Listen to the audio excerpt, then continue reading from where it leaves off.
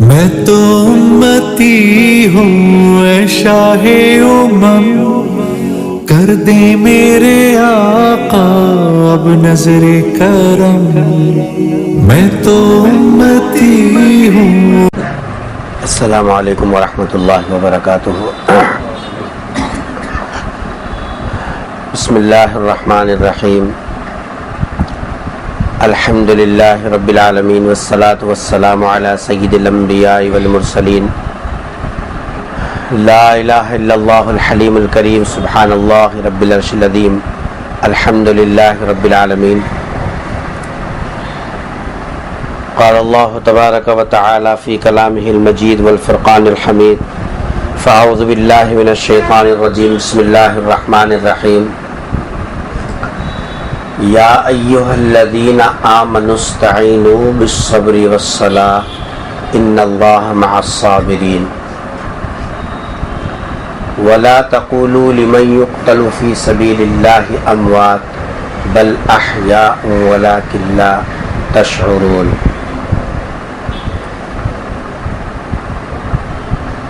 क़ाल नबी सल्लल्लाहु अलैहि वसल्लम अफ़ज़लुस सियाम बअद रमज़ान शहरुल्लाहिल मुहर्रम औ कमा क़ाल अलैहिस्सलातु वस्सलाम।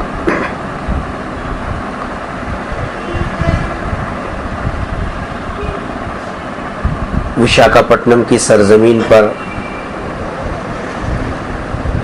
हज़रत नाज़िम साहब की मुखलिसाना दावत पर आप हज़रात की खिदमत में ये दूसरी मर्तबा हाज़िरी का मुझे शर्फ हासिल हो रहा है। आप हज़रात की मोहब्बतें मुझे दूसरे मसरूफ़ियात को पीछे करके आने पर मजबूर की। आप हज़रात की मोहब्बतों का मैं तहे दिल से शुक्रिया अदा करता हूँ। अल्लाह ताला अहले इल्म की इसी तरह बार बार कदर करने की हम सबको तौफ़ीक़ नसीब फरमाए। इस वक्त मेरे सामने विशाखापट्टनम के शहर का एक ऐसा मखसूस तबका हाजिर है जिनकी अपनी अपनी मसरूफ़ियात हैं और अल्लाह ताला अपनी अपनी सलाहियतों के एतबार से उनसे कौम और मिल्लत की जो है खिदमतें ले रहा है। अल्लाह के कारखाने में कोई बेकार नहीं। हर एक को अल्लाह ने अलग अलग सलाहियतें दी। वो हर कोई अपनी सलाहियत के एतबार से जो है खिदमत में लगा हुआ है। अल्लाह सबकी खिदमत को कबूल फरमाए। बुजुर्गों और दोस्तों, इस वक्त में चूँकि मुहर्रम का महीना चल रहा है, इस निस्बत से कुछ बात करने का मुझे हुक्म दिया गया। मैं चाहूँगा कि मुख्तसर सी जो गुफ्तगू इस वक्त में होगी इंशाअल्लाह मुरत्तब अंदाज में करने की कोशिश करूँगा। दुआ कीजिए कि अल्लाह तबारक व तआला सही बोलने और सही तरीक़े से बात तक पहुँचाने की मुझे तौफ़ीक़ नसीब फरमाए और साथ में हम सबको अमल की तौफ़ीक़ भी नसीब फरमाए। बुज़ुर्गों और दोस्तों, मुहर्रम का महीना कुरान करीम की सराहत के एतबार से वो महीना है जिसको अल्लाह ने अज़मत वाला महीना करार दिया। इन्ना इद्दतश्शुहूर इंदल्लाहि इस्ना अशरा शहरन फ़ी किताबिल्लाह यौम खलक़स समावाति वल अर्ज़ मिन्हा अर्बअतुन हुरुम। ज़मीन व आसमान का जब से निज़ाम चला, अल्लाह ने साल की गिनती में 12 महीने मुकर्रर फरमाए। महीने कौन मुकर्रर किए हैं? अल्लाह। आप जरा सामने बैठने वाले थोड़ा सा मेरा साथ दें। मुसलसल एक तो आदत है मेरी और दूसरे मुसलसल 3 दिन से सफ़र पे हूँ, इसलिए आप थोड़ा सा साथ देंगे तो मेरी भी हिम्मत बढ़ेगी कि आप हज़रात को बात समझ में आ रही है। जब से ज़मीन और आसमान का निज़ाम अल्लाह ने कायम किया, यौम खलक़स समावाति वल अर्ज़ मिन्हा अर्बअतुन हुरुम, 12 महीनों की तरतीब अल्लाह ने साल में रखी और उसमें 4 महीनों को अदब वाले महीने बनाए। कितने महीनों को? 4 महीनों को। 4 महीनों को अदब वाले महीने किसने करार दिया? अल्लाह ने। किसने करार दिया? अल्लाह ने। यहां रुककर एक मजमून समझिए, किसी को अजमत वाला बनाना, किसी को अदब वाला बनाना, किसी को बरकत वाला बनाना, किसी में खैर का रखना, किसी से खैर का निकाल लेना, किसी को कामयाबी से हमकिनार करना, किसी को कामयाबी का सबब बनाना, सिर्फ और सिर्फ अल्लाह के इख्तियार में है। अल्लाह के अलावा किसी को भी इख्तियार नहीं है कि वो अपने तौर पर किसी को बरकत वाला, किसी को नहूसत वाला, किसी को अजमत वाला, किसी को जिल्लत वाला बनाए। अल्लाह के अलावा किसी को इख्तियार नहीं। इस पर हम सब का ईमान है, इस पर हमारा ईमान है कि हुर्मत वाला बनाना, अदब वाला बनाना, अजमत वाला बनाना, बरकत वाला बनाना, खैर का पहलू रखना, शर का पहलू निकालना, ये सिर्फ और सिर्फ अल्लाह के कब्जे में है। अल्लाह जिसको चाहे हुर्मत वाला बना दे। आप और मैं पलट के अल्लाह से ये नहीं पूछ सकते कि 12 महीनों में से ये साहब जो है, इन 4 महीनों को आपने अदब और इज्जत वाले महीने क्यों बनाए, बखिया क्यों आपने क्यों इज्जत वाला नहीं बनाया? आपको मेरे को अथॉरिटी नहीं है पलट के पूछने की, उसको इख्तियार है। वमा तशाऊन इल्ला अन यशा अल्लाह। अल्लाह तबारक व तआला अपने मंशा से जो चाहते हैं अल्लाह को कर गुजरने का इख्तियार है, किसी को पलट के पूछने का इख्तियार नहीं। और जब इस महीने में हुर्मत, इस महीने में अदब, इस महीने में बरकत रखने वाली जात अल्लाह की रखी है, तो फिर उस बरकत का, उस अजमत का, उस अदब का ख्याल करना हमारा फर्ज है। तभी तो हम बंदे हैं, तभी तो हम जी साहब अल्लाह के मानने वाले हैं। एक दुकान में काम करने वाले कारीगर को आपने रखा, आपकी कंपनी में आपने चंद लोगों को रखा और आपने बता दिया कि जी साहब इस कंपनी के ये उसूल है, जी साहब ये इसके जवाबित है, ये इसके शराइत है, ये मैं इसको बड़ा मानता हूं। अब तुम कंपनी में काम करने वाले हो, जी साहब मेरी बात इसको अच्छी तरह सुनो और इसको जी साहब जो है आप फॉलो करो। अगर काम करने वाला कारीगर ये कहता कि तुम्हारे पास बड़े होंगे जी, हम नहीं सुनते, चलो हम तो सिर्फ काम के वास्ते अपना काम कर लेते चले जाते, तुम्हारी उमारी सुनने के वास्ते नहीं है। अगर कोई कारीगर ऐसी बात कहता है, आप कहिए मैं नहीं कहता, क्या ये नमक हलाल है, नमक हराम है? बागी है, वफादार है, बागी है। ऐसे आदमी को तनख्वाह नहीं दी जाती, ऐसे आदमी को जी साहब मुकाम नहीं मिलता।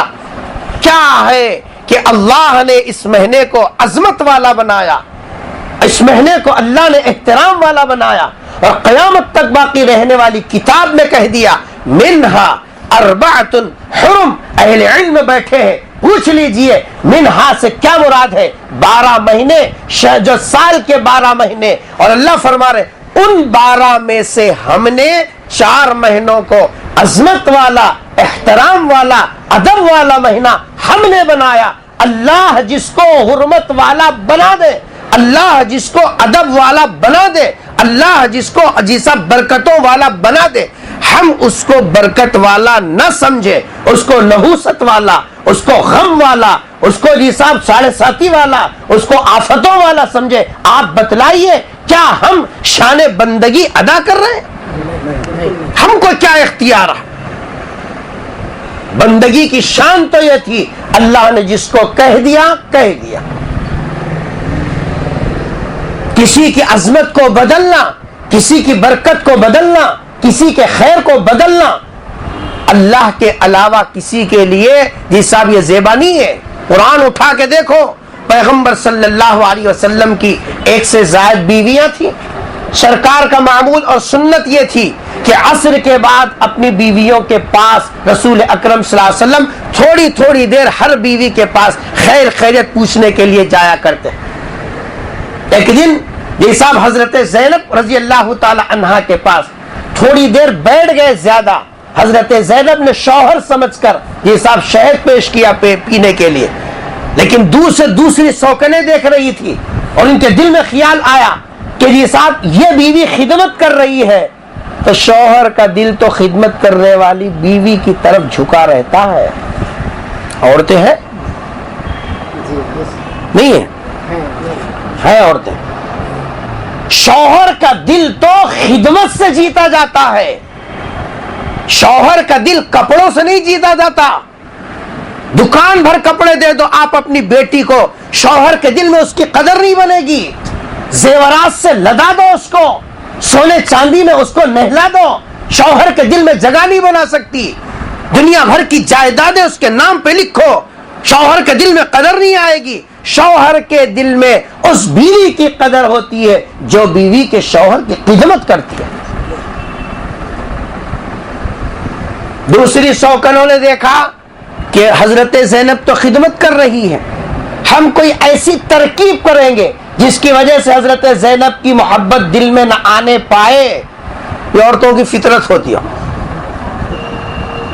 चुनांचे पैगंबर सल्लल्लाहु अलैहि वसल्लम जब इनके पास आए तो सरकार से कहा कि अल्लाह के रसूल आप कुछ पी के आए हैं क्या? सरकार ने फरमाया कि नहीं भी कुछ नहीं पिया, सिर्फ ज़ैनब के पास शहद था तो शहद पिया। फरमाया कि शहद पिया, वो तो ऐसी आ रही है जैसे कि कोई मगाफिर पीता है। सरकार को लफ्ज़ मगाफिर से ऐसी नफरत थी, लफ्ज़ मगाफिर सुनते ही सरकार की तबीयत में अजीब कैफियत पैदा हो गई। सरकार फरमान नहीं नहीं मैं ऐसी कोई चीज इस्तेमाल नहीं करा, मैं तो सिर्फ जी साहब जो है शहद पिया। इसके बाद दूसरी बीवी के पास जब पहुंचे तो ऐलान तो दोनों का पहले से था, और औरतों का मकर तो कुरान ने कहा इन्ना कुन्ना कैदा कुन्ना अजीम, सारी दुनिया की तदबीरें अलग और औरत की एक तदबीर अलग। इंशाल्लाह फिर किसी मौके पे आए वक्त में बताएंगे, मेरा मौजूद दूसरा है। मैंने इसे कहा था कि औरतों का इंतजाम करो। दूसरी बीवी के पास पहुंचे, उन्होंने भी कहा कि अल्लाह के रसूल आपने कुछ पिया है क्या? आपके मुंह से किसी किसी की बो आ रही।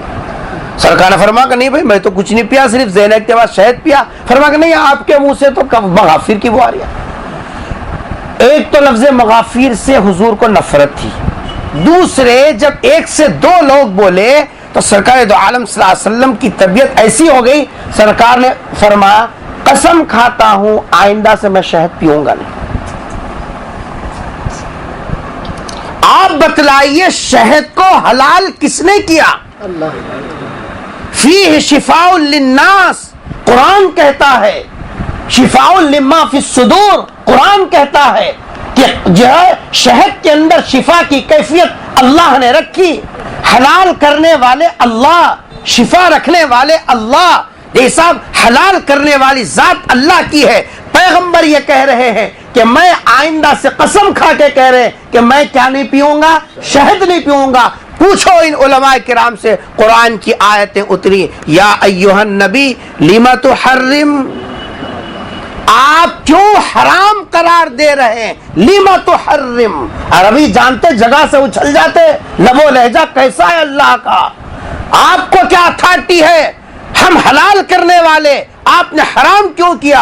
हम जायज करने वाले आपने नाजायज क्यों किया? जी साहब हमने जी साहब उसको शिफा रखी, आप अपने ऊपर क्यों पाबंदी आयत करें? लिमा तुहर्रिम मा अहल्लल्लाह, जिसको अल्लाह ने हलाल करार दिया। एक हलाल को हराम करने का इख्तियार किसी को नहीं है कायनात में सिवाय अल्लाह की जात के। तो जिस महीने को अल्लाह ने हुर्मत वाला महीना बनाया, जिस महीने को अल्लाह ने अदब वाला महीना बनाया, जिस महीने को अल्लाह ने बरकत वाला महीना बनाया, हम मुसलमान हैं कि उसको समझ रहे साढ़े साथी का महीना, दलिंदरागी का महीना, कड़वा महीना।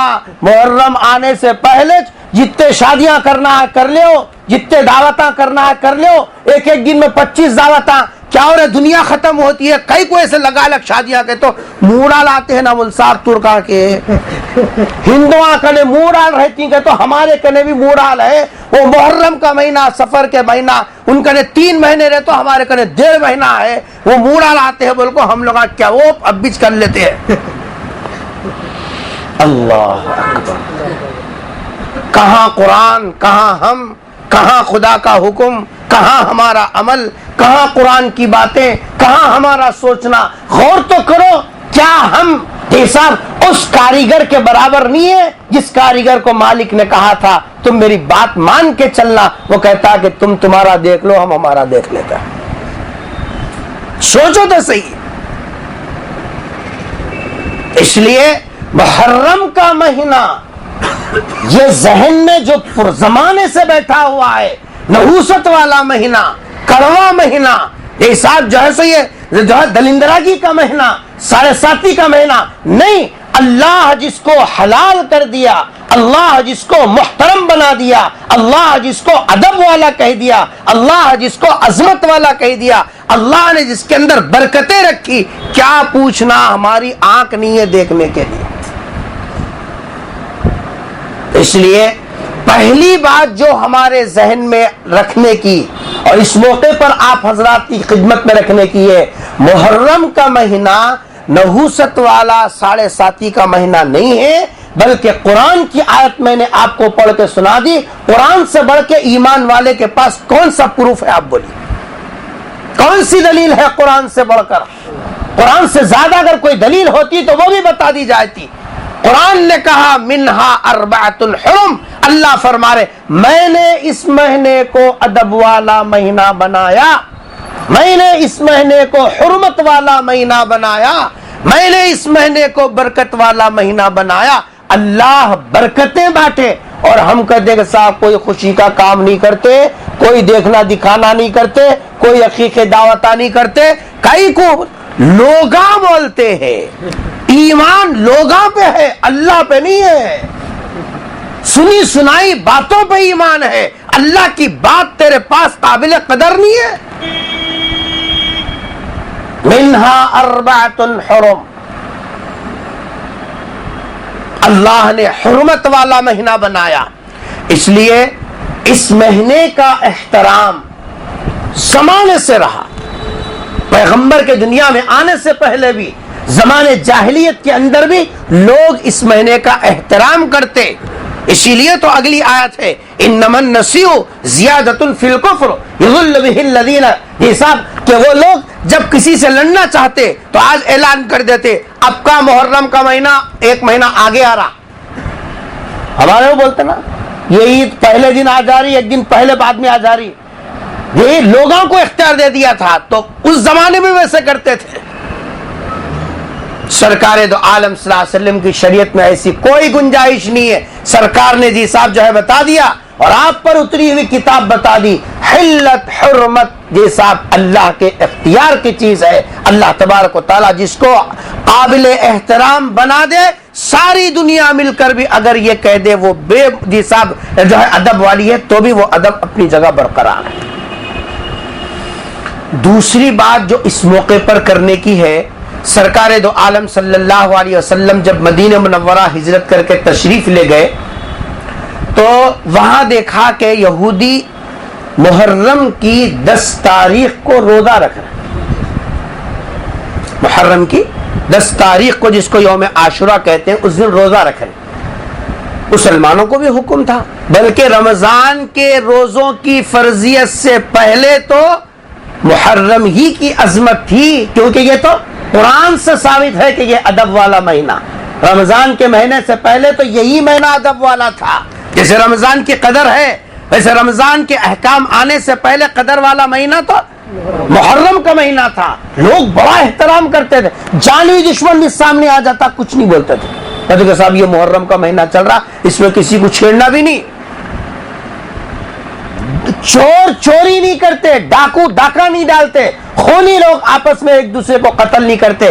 चांद दिख गया, निकली हुई तलवारें अंदर रख के वापस चले जाते। दुश्मन के सामने से दुश्मन गुजरता, कोई किसी का बाल बीगा नहीं करता। मुहर्रम का महीना शुरू हो गया, ये अदब एहतराम था उनके पास। तो हुजूर अकरम सल्लल्लाहु अलैहि वसल्लम भी तो मुसलमानों को रोजे का हुक्म दिया था, लेकिन यहां देखा आकर हुजूर अकरम सल्लल्लाहु अलैहि वसल्लम ने कि यहां यहूदी भी रोजा रख रहे हैं। तो सरकार ने पूछा कि भाई ये लोग क्यों रोजा रख रहे हैं? रोजा तो हम लोग रख रहे हैं, क्योंकि ये कैसा महीना है? तो बोलो ना बाबा, अदब वाला महीना, अजमत और इज्जत वाला महीना, वैसा महीना हमारे को मिला। तो उस मिलने के शुक्रिये में अल्लाह के रसूल ने रोजा रखने का हुक्म दिया। अरे बात समझ में आई? ऐसी जो है इज्जत वाला महीना अल्लाह ने दिया, उसके शुक्राने में रोजा रख रहे। यहूदी को रोजा रख रहे हैं, जरा गौर से सुनो, यहूदी को रोजा रख रहे हैं। हुजूर ने पूछा ये लोगों का क्यों रोजा रख रहे हैं? तो उनसे पूछा गया तो कहा कि आज के दिन फिरौन के चुंगल से अल्लाह ने मूसा और मूसा के मानने वालों को दरिया से नजात दी और फिरौन के चुंगल से हमको बचाया। इस नेमत के मिलने पर शुक्रिया के तौर पर मुंह से बोलिए रोजा रख रहे हैं। नबी भी रोजा रख रहे हैं, उम्मत को भी रोजा रखने का हुक्म दे रहे। क्यों? इसलिए कि अल्लाह की एक नेमत तेरे को मिली, हुर्मत वाला, अदब वाला, इज्जत वाला महीना तुझे मिला, उसके शुक्रिया में मुसलमान रोजा रख रहे हैं, यहूदी रोजा रख रहे हैं। इस शुक्रिया में रोजा रख रहे हैं कि उनको फिरऔन के चुंगल से नजात मिली, इसलिए जिसा वो शुक्रिया में रोजा रख रहे हैं। बता दिया, जब भी तेरी जिंदगी में कोई नेमत अल्लाह की तरफ से मिले, बेटे की शक्ल में नेमत मिले, इज्जत की शक्ल में नेमत मिले, ओहदे की शक्ल में इज्जत मिले, माल की शक्ल में नेमत मिले, अगर तुझे तेरी जिंदगी के अंदर अल्लाह कोई नेमत दे, शुक्रिया अदा कर। और शुक्रिया का तरीका इबादत है, इबादत। ये नहीं बोल रही कि जी साहब नेमत मिली तो जी साहब तो खाना खिला, ये नहीं बोल रही कि जी साहब जो है तुझे नेमत मिली तो जी साहब बाहर फिल्म देख लेते बैठ, तेरे को ये नहीं बोल रही कि इज्जत और नेमत मिली तो जी साहब जो है तू नमाजें छोड़ दे।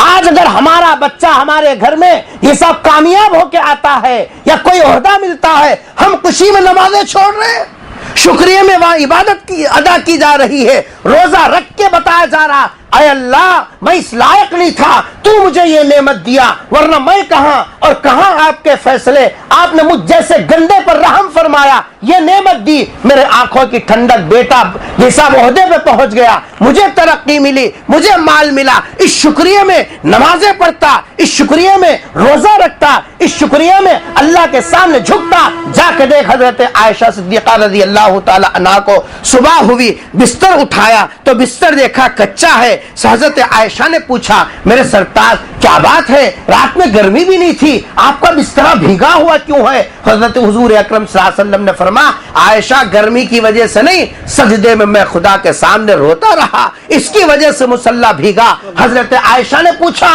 क्यों रोते हो? आप तो बख्शे बख्शाए हैं, आपके अगले पिछले गुनाह सब अल्लाह ने माफ फरमा दिए, रोना कैसा? क्या जवाब दिया? हदीस उठा के देखो, हुजूर ने फरमाया, या आयशा अफला अकून अब्दन शकूरा शकूरा, जब अल्लाह ने मुझे ये नेमत दी तो क्या मैं शुक्रगुजारी न करूं? शुक्रगुजारी कैसे किया? सजदे करके किया, नमाजें पढ़ के किया, आराम के वक्त में सो के किया।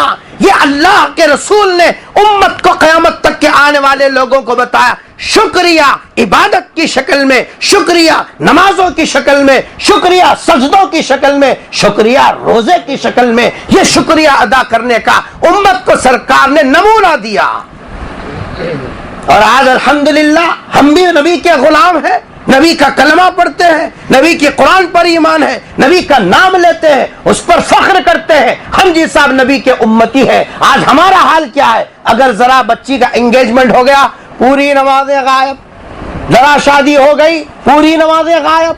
भाई साहब क्या करना, काम इतना ज्यादा था। अरे नबी का गुलाम है, नबी का गुलाम होता तो देख नबी का क्या अमल है।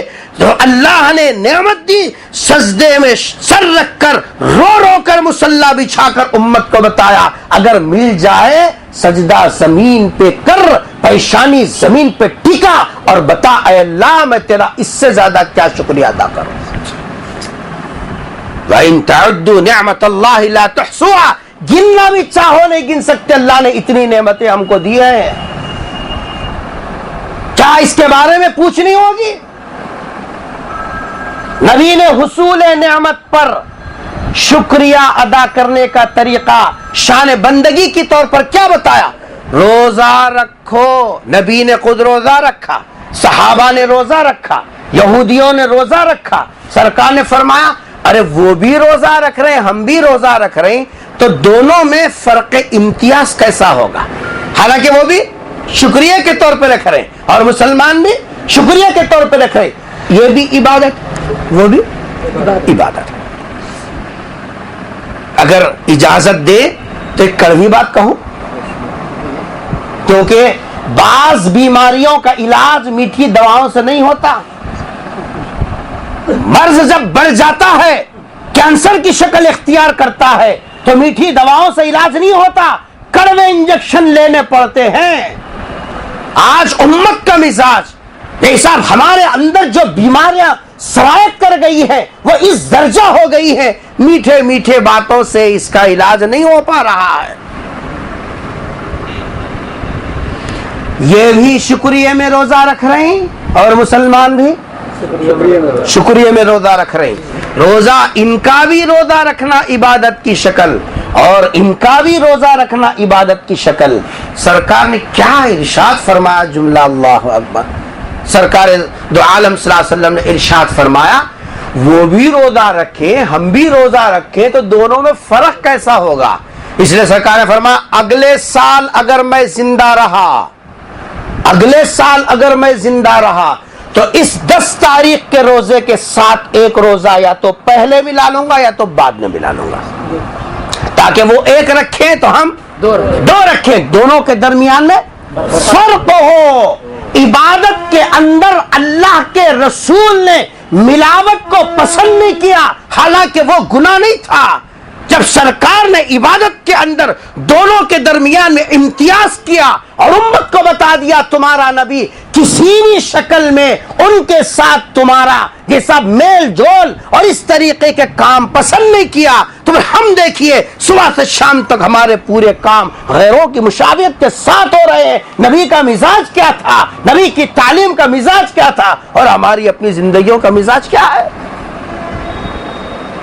हुज़ूर ने इरशाद फरमाया अगले साल मैं जिंदा रहा, लेकिन वक्त हर एक का तय है। लिकुल्लि उम्मतिन अजल, नबी हो, वली हो, सिद्दीक हो, शहीद हो, ये साहब कोई भी हो, हर एक का वक्त तय है। जिसका वक्त तय नहीं, कुल्लु मन अलैहा फान व यबका वजहु रब्बिक, अल्लाह की जात है जिसका न अव्वल कोई, जिसका न आखिर कोई, जिसका न कोई जिसाब जो है इब्तदा है, जिसकी ना इंतहा है, वो लम यज़ल है, ला यज़ाल है। वो एक जात है जो हमेशा से है, हमेशा रहेगी, उसको फना नहीं, उसको ये साहब जो है जवाल नहीं, इज्जत उसके लिए है, ये सब मर्तबे उसके लिए है। वो एक जात के अलावा हर एक का वक्त तय है। सरकार को दुनिया में रहने का मौका नहीं मिला, लेकिन उम्मत को बता दिया कि तुम शुक्रिया के तौर पर रोजा रखो। और आगे क्या फरमाया, मैं उम्मीद करता हूं अल्लाह की जात से जो आदमी मुहर्रम की 10 तारीख को एक दिन का रोजा रखेगा, एक दिन का रोजा रखेगा, मैं अल्लाह की जात से उम्मीद करता हूं उसके पिछले 1 साल के गुनाह अल्लाह माफ फरमा देगा। इम्तियाज के लिए क्या हुक्म दिया, या तो 9 खेरा रोजा मत रखो, सिर्फ मुहर्रम में, दूसरे महीनों में नहीं। मुहर्रम में एक खेरा रोजा इसलिए मत रखो कि यहूदी भी रखते हैं, उनकी मुशाबिहत की तोड़ में तुम या तो 9-10 का रखो या 10-11 का रखो। ठीक, अब आज के हिसाब से जुमा का दिन 10 को पड़ता है, तो जुमेरात जुमा रोजा रखें या जुमा हफ्ता रोजा रखें, 9-10 या 10-11। ये दूसरी बात थी जो मुझे आपको बताने की थी, ये मुहर्रम की फजीलत से मुताल्लिक थी। पहली बात भी समझ में आ गई, महीने की हुर्मत अल्लाह ने तय की। जब अल्लाह ने हुर्मत वाला महीना, इज्जत वाला महीना बना दिया, तो अब हम उसको गम वाला, हिसाब जो है परेशानियों वाला महीना हम नहीं कह सकते, क्योंकि अल्लाह ने जो कह दिया हमारा उस पर ईमान है। दूसरी बात, इस महीने की फजीलत में रसूल अकरम सल्लल्लाहु अलैहि वसल्लम ने एक काम करने का हुक्म दिया, और वो क्या है, रोजा रखने का। आपसे एक सवाल है, रोजा कब से कब तक होता? सुम्मा अतिम्मुस सियाम इलल लैल। अरे रोजा तो सभी रखते ना जी, फजर से लेकर है ना जी गुरूब आफ्ताब रोजा रखते ना भैया। रमजान में तो यही वक्त होता, उसमें कंसेशन नहीं है, कभी भी रखो, नफिल रखो, कजा रखो, फर्ज रखो जी साहब, जो है कभी भी रखो। रोजे का वक्त उतना ही है साल भर में, मर्द रखो, औरत रखो, कोई भी रखो। देखिए सुबह सादिक से लेकर गुरूब आफ्ताब तक रोजा रखना। रोजा किसका नाम है?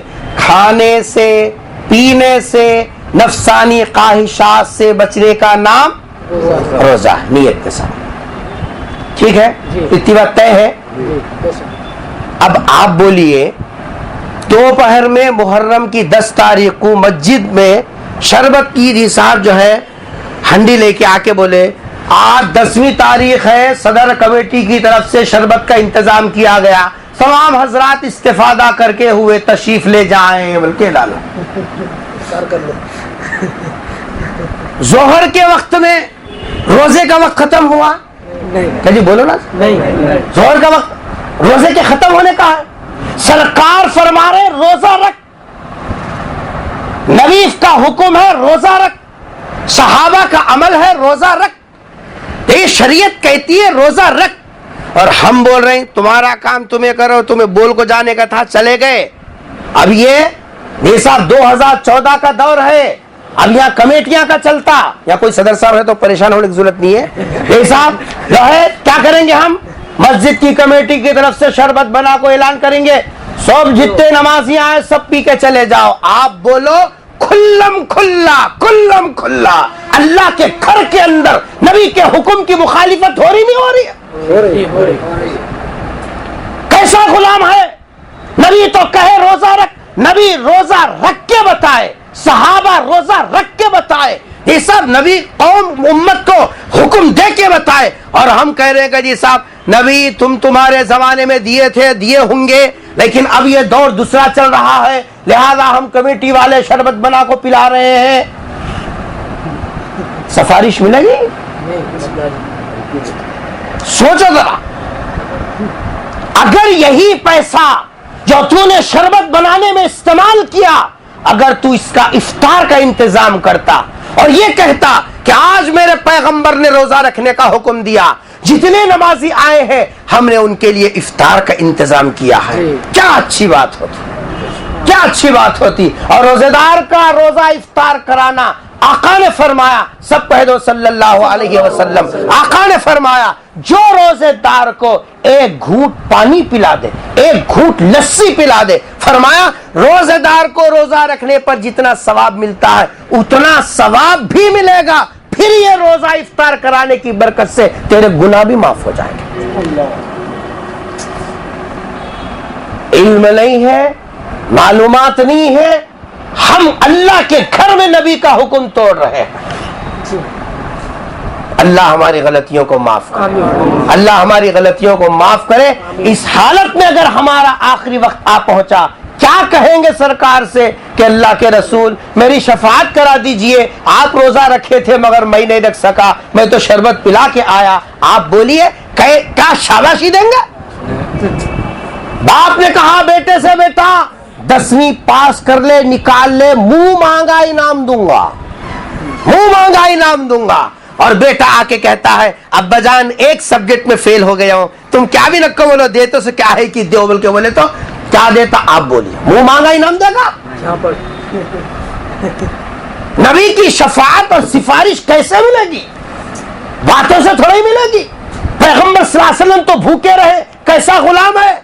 जाके माँ को देख, एक माँ जब बेटा बीमार होता है, दे माँ खाना नहीं खाती, कहती कि नहीं मैं बच्चा नहीं खा, खाने के बाद खाऊंगी। शौहर कहता खा ले, वो तो खाएगा, नहीं नहीं नहीं तुम खा के सो जाओ, मैं नहीं खाऊंगा। 2 बज जाते हैं, रोज 9 बजे खाने वाली 2 बजे रात तक भी बच्चा नहीं खाता है तो हलक से निवाला नहीं उतरता। ये उसकी मोहब्बत है। आका तो उम्मत के लिए कितने चाहने वाले। अल्लाह ने उस मोहब्बत और चाहत की ताबीर के लिए फरमाया रऊफुन रहीमुन, हालांकि ये दोनों नाम अल्लाह के थे। रऊफ किसका नाम है? रहीम किसका नाम है? लेकिन कुरान की आयत पढ़ो, लक़द जाअकुम रसूलुम मिन अनफुसिकुम अज़ीज़ुन अलैहि मा अनित्तुम हरीसुन अलैकुम बिल मुमिनीना रऊफुन रहीमुन।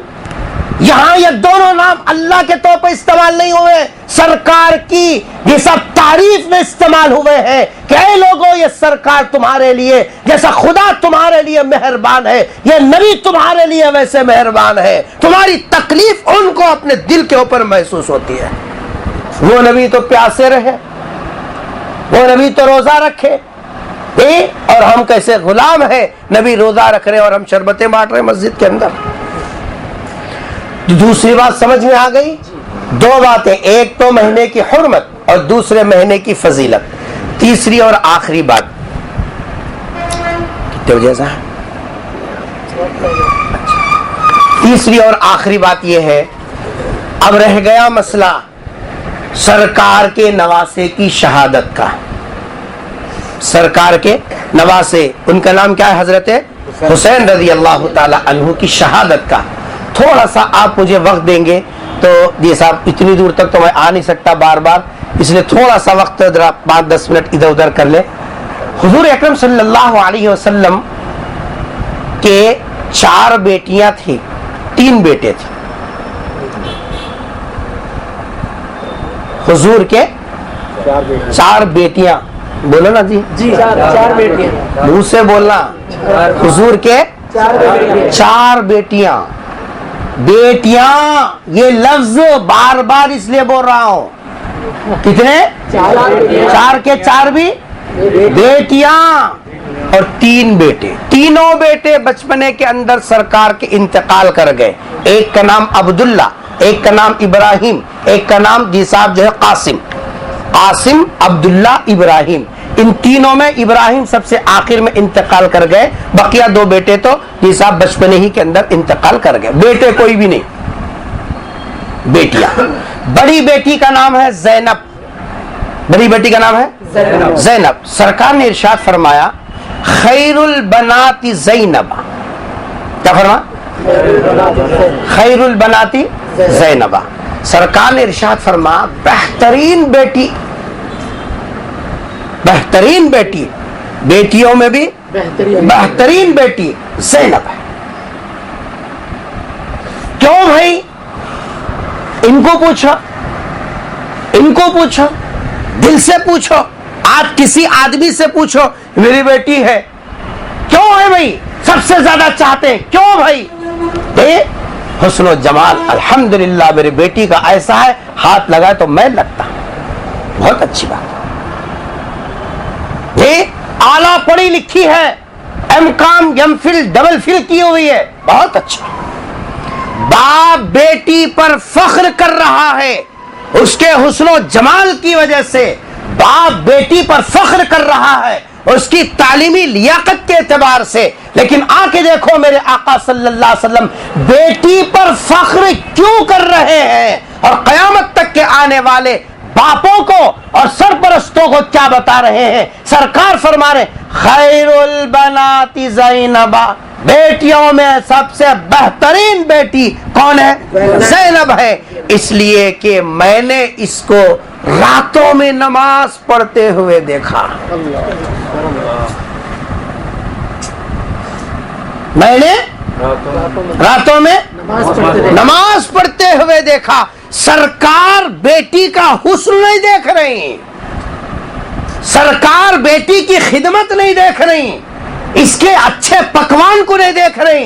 सरकार ये बोल रहे, मैंने इसको रात में नमाज पढ़ते हुए देखा, इसलिए ये सब बेटियों में सबसे बेहतरीन बेटी है। बाप बेटी के जैसा की चाहत रखता है और बेटी की तारीफ करता है, तो उसकी नमाजों को देखकर, उसके सजदों और इबादत को देखकर।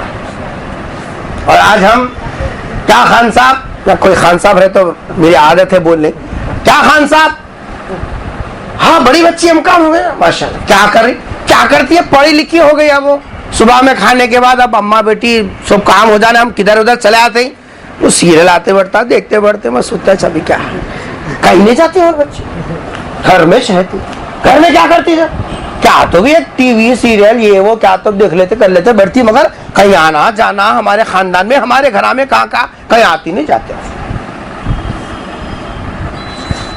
हम बेटी के इस किरदार और कैरेक्टर पे खुश हैं कि वो सुबह शाम गुनाह कर रही है, वो टीवियों की खूगर है, वो सीरियलों की खूगर है, वो जी साहब जो है अल्लाह उसके रसूल की जो है अहकामात की धज्जियां उड़ा रहे, इस पे खुश है। और कभी ये नहीं बोले नहीं मेरी बेटी नमाजी है, मेरी बेटी तहज्जुद गुजार है। कसम खा के बोलो इतना बड़ा मजमुआ बैठा हुआ है, कभी हमने अपनी इन गुनहगार आंखों से अपनी बेटियों को तहज्जुद पढ़ते हुए देखा? खुद नहीं पढ़ते तो औलाद कैसे पढ़ेगी? खुद फजर को नहीं उठते तो औलाद कैसे उठेगी? खुद को फर्ज पढ़ने की तौफीक नहीं होती, औलाद कैसे तहज्जुद पढ़ेगी? वहां मेरे आका रातों में तहज्जुद पढ़ रहे हैं, ऐसा पढ़ रहे हैं कि पैरों में वरम आ गया। पूछने पर फरमाया अल्लाह के रसूल इतना लंबा क़ियाम, पैरों में सूजन आ गई, पिंडलियां मोटी हो गई, पैरों में जी साहब इतना सूजनपन आ गया। सरकार दो आलम सल्लल्लाहु अलैहि वसल्लम फरमा रहे अरे अल्लाह के सामने नहीं खड़ा तो किसके सामने खड़ा हो जाओ? जान दी हुई उसी की थी। हक तो यह है कि हक अदा ना हुआ, ये सब कुछ अल्लाह का दिया हुआ, अल्लाह के सामने अल्लाह की निस्बत पे अल्लाह के नाम पे नहीं लगेगा तो क्या परायों के नाम पे लगेगा? हमारी बेटी तहज्जुद नमाज तो दूर की बात है, बोली साहब बेटी पैदा हुई बोले तो घर को आने तैयार नहीं है। दलिंदर लाइन लगाई है बेटियां की। क्या खान साहब घर में बेटी पैदा हुई तो खुश होते हैं बाबा? क्या हो के हुआ लो जी, हमारे मुखद्दरिस खराब है, बेटियां आज बेटियां होते हैं। नबी के घर में क्या है? 4 बेटियां। बेटियां, नबी का घर शुरू हुआ बेटी से, और आज भी दुनिया में नबी का खानदान चल रहा है बेटियों से चल रहा है। जितने सैयदजादे हैं, जितने नबी के खानदान वाले हैं, जितने नबी के अहले बैत के हैं, वो सब नबी के बेटियों से सिलसिला चला और कयामत तक नबी का खानदान चलेगा बेटियों की वजह से। और हम ऐसे गुलाम हैं, उस नबी का नाम आ गया, नारे लगाने के लिए तैयार है। घर में बेटी हो जाए तो जी साहब जो सीधे मुंह बीवी से बात करने तैयार नहीं है, मस्जिद में आके दादागिरी करता ना, भाई मेरे को सदर बनाओ, मैं पहली सफ में नमाज पढ़ने वाला। ख्याल है तुझे कुछ कि तू नबी का गुलाम है?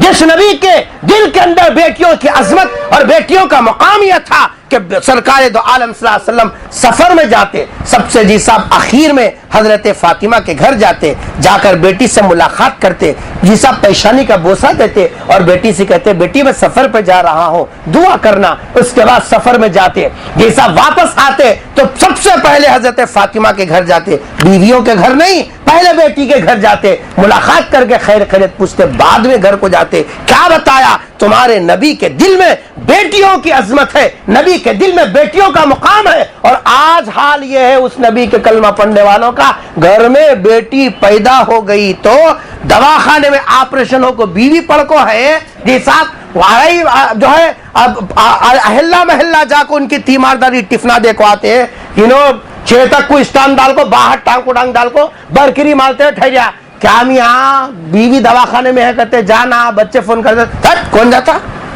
बेटियां बेटियां देती है। कहीं तो उन्हें पैदा करने वाली, क्या जी, उन्हें पैदा करने वाली उसके इख्तियार में है बेटी देना बेटा देना। पूछो इन उलमा से कुरान क्या कहता है? यहबु लिमन यशाउ इनासा व यहबु लिमन यशाउ ज़ुकूर। बेटा देना बेटी देना, दोनों देना नहीं देना, एक देना, ये सब कुछ अल्लाह के कब्जे कुदरत में है। नबी तो बेटी के पेशानी को बोसा दे, और ये नबी का गुलाम बेटी को देखने तैयार नहीं है। कहां से लाना मोल साहब? सीने को पत्थर बन को बैठी बेटियां, एक नहीं 3-3 लाइन से है। तू तेरा नहीं खा सकता, क्या बेटियां का बोझ डालने बैठे बोलता है दुनिया को बताने? तू तेरा खा को बता, देखेंगे मुकद्दर में अल्लाह जितने दाने लिखा खा नहीं सकता उतना, अल्लाह उतना मुकद्दर में लिखे। बेटी दिया तो उसका इंतजाम अल्लाह खुद करने वाला है, तो नहीं है पालने वाला, पालने वाली जात अल्लाह की है। अगर तू ये कहता है कि मैं पालने वाला हूं, जाके देख दवाखाने में डिलीवरी हुई, मां मर गई, बेटी जी साहब जिंदा है और अल्लाह उसकी पूरी जिंदगी भर रोजी करके बता रहा है, मां नबी रहे मैं खिला के पला के जी साहब बता सकता हूं। कौन पाल रहा? पालने वाली जात अल्लाह की है। ये छोटी बच्ची जो अभी पैदा हुई माँ का दूध पिएगी, माँ का लाशा निकला, कौन दूध पिलाएगा इसको? इसकी भूख कौन मिटाएगा? अल्लाह इंतजाम करने वाला। कितने केसेस ऐसे आपने देखे। तो मैं नहीं, हमारे वालिद मरहूम फरमाया करते थे कि मियाँ हम सिर्फ पोस्टमैन हैं। मेरे वालिद फरमाया करते थे मियाँ हम क्या है? पोस्टमैन। अरे पोस्टमैन समझा? ये जमाने में है पोस्टमैन। हाँ डाकिया, पोस्टमैन है हम। आता उधर से खत है, जाता उसके नाम पे, हम खाली लिख जा को देने वाले हैं। साहब दरवाजा मारो, बड़े बेटे साहब तुम्हारे मुकद्दर में इतना दाना अल्लाह मियाँ लिख दिया, ले लो। बड़ी बेटी अल्लाह मियाँ इतना भेज दिया, ले लो। बस हम डाकिए, पालने वाले नहीं। कोई अगर पोस्टमैन ये बोले मैं असल अथॉरिटी वाला हूं, बेवकूफ है वो। खत आता कहीं और से है, जाता किसी और के नाम पे है, ये खाली बीच में हरकारा है जो इधर से लेता है उधर देता है। बस हम भी उतने ही है, अल्लाह से लेते हैं, औलाद को देते हैं। हमारा कोई कमाल नहीं है, कमाल तो अल्लाह का है। वमा मिन दाब्बतिन फिल अर्ज़ि इल्ला अलल्लाहि रिज़्क़ुहा, वो है रोजी पहुंचाने वाला। अरे माँ के पेट में 9 महीने रख के पाला, कोसी नौकरी करा था, कोसी माँ तेरे को खिलाई थी। जब वहां अल्लाह ताला खिला सकता बगैर मेहनत के, तो क्या बाहर निकलने के बाद नहीं खिलाएगा? अल्लाह की जात पर से यकीन खत्म होगा तेरा। बेटी रहमत है, मेरे आका ने फरमाया, बेटी रहमत है। और एक बात सुन के सुनो, 100 बच्चों को पालो मल साहब, 100 बेटे लाइन से, 1 नंबर से लेके 100 बेटे, 100 बेटों को पालो, परवरिश करो। ये सब मुनासिब जगह शादी करो, उनके दुकाना लगा के दे दो, कारोबार फिट करो, उनका पूरा खानदान सुकून से रहने दे। जन्नत का वादा नहीं है। क्या नाज़िम साहब? जी जी। हदीस उठा के देखो, सरकार ने फरमाया, मेरे आका सल्लल्लाहु अलैहि वसल्लम ने, जिसने 3 बेटियों की परवरिश की, मेरी बात नहीं सुना रहा हूं मैं, आका की बात सुना रहा हूं, जिसने 3 बेटियों की परवरिश की और मुनासिब जगह उनका रिश्ता कर दिया, तेज सरकार ने फरमाया मैं और ये 3 बेटियों की परवरिश करने वाला दोनों जन्नत में ऐसे करीब करीब रहेंगे। अल्लाह। 100 बेटों को पाल, 100 बेटों को परवरिश कर, 100 बेटियों की शादियां कर, 100 बेटों को कारोबार लगा के दे। जन्नत का वादा नहीं है। नबी की शफाअत, नबी का पड़ोस, नबी की रिफाकत अगर है तो बेटे में है कि बेटी में? बेटी में। बेटियों में। और हम बोल रहे बोल साहब, बुढ़ापे में सहारा तो रहता ना, बुढ़ापे में बुढ़ापे का लाठी। हाँ लाठी सहारा रहता ना। पढ़ो पेपर, क्या सहारा है कि बाबा को 3 मरतबा बाजार में मारिया, जिंदा रहे खुद मेरे नाम पर कर को दे, आस्ती बल को क्या कर को देना? बाबा मरने से पहले आस्ती तेरे कैसा लिखो देता रहे, उसकी कमाई है, उसकी मेहनत है, तेरे कहीं देता। कोर्ट पे जाता हूं, कैसा बेइज्जती की, बेटा बेटा बल को आरजुआ अरमाना से चावा से परवरिश करे थे ना। मल साहब दुआ करो बेटा हो जान दे, मल साहब दुआ करो बेटा हो जान दे, हाजी साहब हज को जाते दुआ कराए, बेटा हो दे को दुआ करो। बोल साहब क्या जिंदगी की क्या नहीं की, बेटियां हम मगर एक बेटा नहीं है, दुआ से बेटा हुआ तो वो बेटा कांदा लिया, बाबा को कोर्ट में खींचिया। अब आंखों मुल साहब को बोलते, मुल साहब का तो तावीज दो, मुल साहब पुट्टा बहुत सताता है, कितने आज़मा अरमाना से मुंह का निवाला खिला मगर की नींद हराम कर दिया। ऐसा होता बोल को मालूम होता तो मैं चाहता ही नहीं था। कैसा मालूम होता? ऐसा होता वैसा होता। बेटी आए तो नक्को को ऑपरेशन करा लेते रहा। नबी के गुलाम है, सुभान अल्लाह। नबी तो बेटी के पेशानी को बोसा दे और ये गुलाम ऐसे है कि बेटे बेटे की तस्बीह लेके बैठे हुए। याद रखो, जितनी मोहब्बत माँ बाप के साथ बेटी कर सकती है ना, बेटे नहीं कर सकते। हम भी बेटे थे लेकिन एक सूरत में कर सकते हैं, हाँ वो भी रास्ता है। ऐसा नहीं है कि सिर्फ बेटियां, बेटा भी कर सकता है एक शक्ल। और वो शक्ल ये है कि तुम उस बेटे को दीन का इल्म सिखाओ। क्या सिखाओ? दीन का इल्म सिखाओ। बेंगलुरु के अंदर साहब मौता हुई, मस्जिद में जनाजे की नमाज पढ़ने जाते ना, उन्होंने तो नहीं आया कभी भी, जबरदस्ती को पानी हिला को लाना पड़ता। तू नहीं आया क्या हुआ? मस्जिद को नहीं आया क्या होता? नकुआ तू आज नहीं आया खुशी से तो कल के दिन जबरदस्ती तो लाते सब महिला ने बिल्कुल नहीं लाते। फर्ज नमाज जिंदगी में नहीं पढ़े तो जनाजे की नमाज पढ़ने तो लाते थे ना। बस जिंदगी भर नहीं जाते तो नको जा। तू नहीं गया तो भी तेरे को एक दिन यहाँ आना है लेको आए। बेटा सॉफ्टवेयर इंजीनियर है जर्मन में, सॉफ्टवेयर इंजीनियर। अब कैसा रहेगा ना रेमंड की ये साहब, वो सफारी टाई और काला बूट वगैरह सब पहन के बाबा की मौता में है बेटा। बाबा की मौता में जनाजा मस्जिद को आ गया, नमाज हो गई। नमाज होने के बाद मय्यत को देखो सब मुसलमान ला इलाहा इल्लल्लाह को कब्रिस्तान को लेके जाते हैं। इन्हें मस्जिद में अंदर को जाता है बाहर को जाता है, अंदर को जाता है बाहर को जाता है, रो लेता है। खानदान वाले बोले न करो बाबा गया, अल्लाह की अमानत थी, चले गई, रोने क्या बात है? कहता चुप बड़े चीचा, क्या मैं इसके वास्ते रोता हूँ? बाबा गए तो अच्छा हो गया, आस्ती पूरी मेरा नाम पे हो गई। फिर कहीं रोता है रे? कहता 2000 के बूटा खलीज खरीद को लाया था, नमाज पढ़ने आया तो बूटा मार दी। मैं वो देखो रोता हूँ, मैं दिन भर को नहीं पहनी होगा। 200 साल की बात है साहब, ये किस्सा लतीफा समझेंगे। 2000 का शू चले गया मेरा, मैं दिल भर को पहनिया नहीं, इसके वास्ते रोता हूँ। बेटे बेटे बोल को मन्नता मानते हैं ना, ये ऐसे लोग बुढ़ापे का सहारा बनते। तुमने दुनिया की आखिरी से आखिरी तालीम सिखा दी, लेकिन ये कभी भी बाप को बाप बोलने वाले नहीं है। लेकिन जब कुरान का इल्म सिखाओगे, नबी का इल्म सिखाओगे, ये पढ़ के आएंगे रिजल रब्बु फी रिजल वालिद व सखतर रब्बु व सखतल वालिद। बाप राजी अल्लाह राजी, बाप नाराज अल्लाह नाराज। ये पढ़ के आएगा बचपने से, उसके जहन में बैठा रहेगा। बाप खाए बगैर खा नहीं सकता, बाप को सुलाए बगैर सो नहीं सकता। ये शक्ल है बेटों से खिदमत लेने की। तो हुजूर अकरम सल्लल्लाहु अलैहि वसल्लम की 3 बेटियों में से पहली बेटी ज़ैनब। हुजूर ने तारीफ फरमाई बेटी की क्या देख के? इस वास्ते बोला था औरतों का इंतजाम करो बोल के। औरतें अगर सुधरेंगे तो उनकी गोद में पलने वाली नस्ल सुधरेगी। हम सुनेंगे तो बाहर निकलते निकलते भूल जाएंगे, लेकिन औरत के दिल में जब ये बात बैठेगी, उसको एहसास होगा मेरा काम सिर्फ महंगे महंगे साड़ियां खरीदना, बड़े बड़े जेवर बनाना नहीं है, मेरा काम उम्मत को बनाना है, नस्लों की हिफाजत करना है। ईमान उनके दिल के अंदर दूध के कतरे के साथ अल्लाह और उसके रसूल की मोहब्बत को मुंतकिल करना मेरा काम, उनको समझ में आएगा। हम तो हजारों साल से सुन रहे हैं, बाल सफेद हो गए सुनते सुनते, लेकिन हमारे घरों में तब्दीली क्यों नहीं है? हमने घर की औरत को समझा तू चुल्ला चक्की की छे वो इस काम कर, ये सो हम ना देख लेते हैं गुत्तेदारी में। ये हमारी गलती है। ये हमारे लिए जहां इंतजाम है, औरतों के लिए मुनासिब इंतजाम होना चाहिए। बल्कि मर्द कम आए कोई परवाह की बात नहीं, क्योंकि हम जुमा में सुनते हैं, जलसों में सुनते हैं, लेकिन औरतों को मौका नहीं मिलता। उनका इंतजाम पहले होना, क्योंकि उनके दिल में खौफ खुदा होगा तो फिर आने वाली नस्ल में वो चीज मुंतकिल होगी।